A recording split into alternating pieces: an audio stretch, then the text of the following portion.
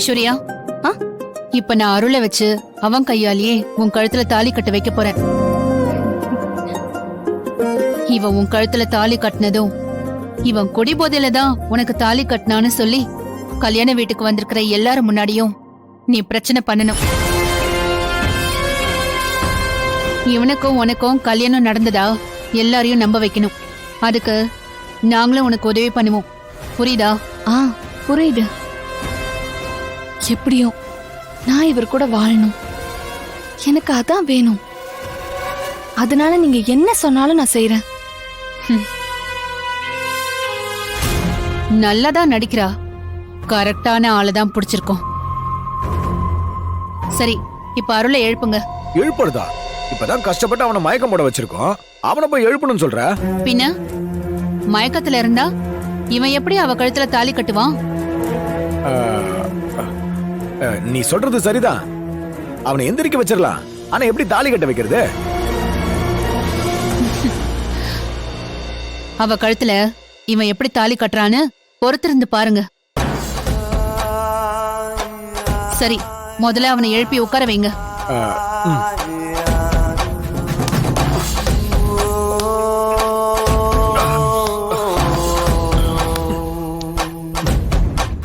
நீ உட்காரு.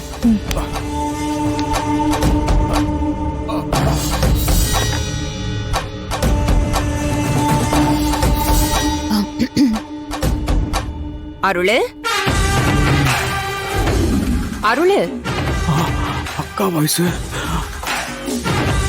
அப்படியே அக்கா குரலையே பேசுற.